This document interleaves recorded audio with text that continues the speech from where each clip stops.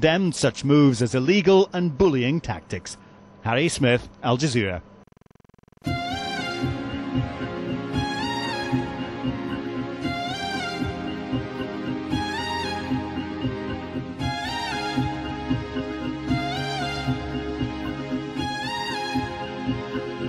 And I think there really has been truly a seismic shift in opinions, not amongst the general population, but amongst the world leaders over the last 2 weeks.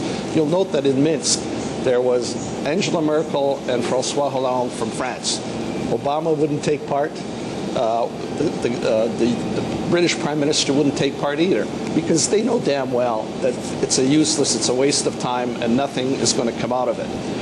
And I think this is just they wanted to, at least because Angela Merkel carries clout and the French carry some clout, they wanted to at least give him one last chance to prove that, yeah, maybe there's a possibility. Well, they had that last chance, and we know what the result is. It's a meaningless thing.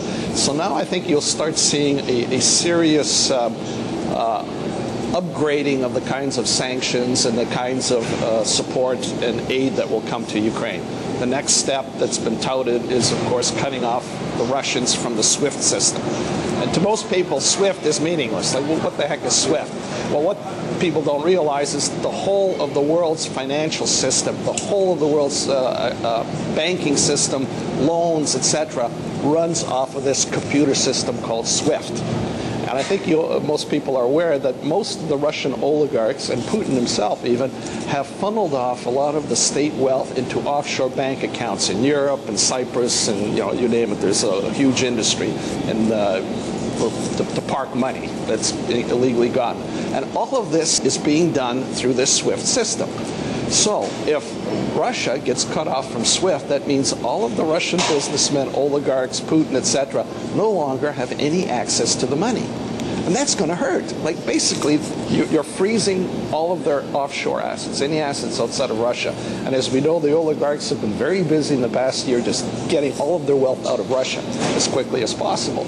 So up until now, the sanctions have hurt businesses, it's caused unemployment, it's dropped the ruble, whatever, and it's hurt the Russians, the people, more than anybody else. But it hasn't really hurt the upper strata, the elite that run the country. But by denying access to SWIFT, you are hitting very selectively at this group of people that is causing all of this stuff to happen. The oligarch, the politicians, the Putins of the world, all of a sudden their wealth is no longer there.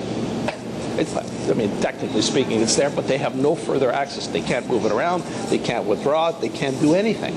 And that will definitely hurt, and that, I think, may also spur some maybe under the table or backroom talk about how do we get out of this. And of course, the only way you're going to get out of it is by getting rid of Putin.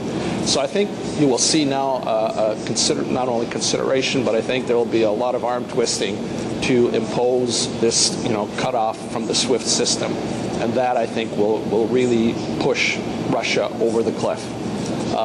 The other thing is supplying additional arms and military support to Ukraine. And frankly, that has already started to happen.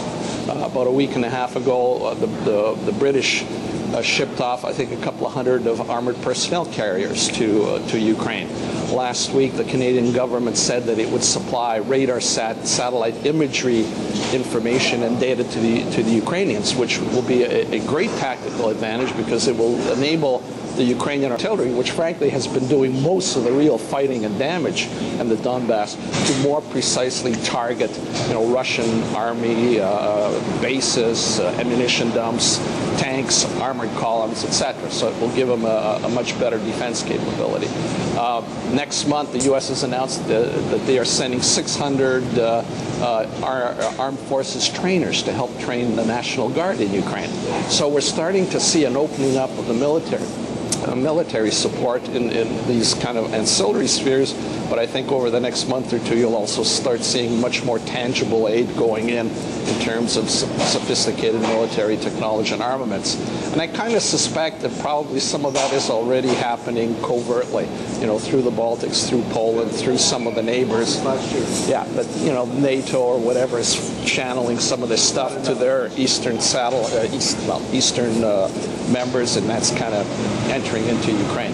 Not enough. Yeah, it's got to be much more open to show Putin that, yeah, you want to escalate? Well, we'll call your bluff. will call and will up the ante. And I think he will soon reach his limit of what he can commit without, totally wrecking the Russian economy and not totally, but at least increasingly losing support of the Russian population. And Timothy Snyder had a very interesting comment in that regard. He related it back to Russia's adventure in Afghanistan. They went in overtly. And what happened there is that eventually the casualties started mounting, and at the end of it all, when they finally retreated and admitted defeat, it was because some 16,000 Russian soldiers had died, and that had caused such a ruckus at home that the Russians had to take account into that, cut their losses, and withdraw. Well, the losses are starting to mount in the Donbass. There's been a minimum, it's hard to get accurate figures, but probably several thousand Russian soldiers have died and either been cremated, buried surreptitiously, or returned in body bags. And as you know, the Russian mothers of these soldiers are starting to protest. Up till now, there has been, these have been in small numbers, and the Russians have deliberately not been sending young conscripts into Ukraine. They've been sending older veterans, mercenaries, criminals, Chechens, people from the fringes. Precisely because of that, because they don't want the bad press of body bags coming home, mothers crying, mothers protesting on Red Square, that kind of stuff. But they cannot escalate things in Ukraine without committing those kinds of forces. And there's a big, big danger, which Timothy Snyder pointed out. And I think Putin's well aware of that. So I don't think the Western world and the NATO forces should be overly scared of the fact that Russia might escalate. Yes, they undoubtedly will, but they can only go so far. There is an upper limit, and they're not too far away from that upper limit. They've probably committed as much as they can without getting overt, without seeing increased body counts, and without seeing a lot more pain than they're seeing now.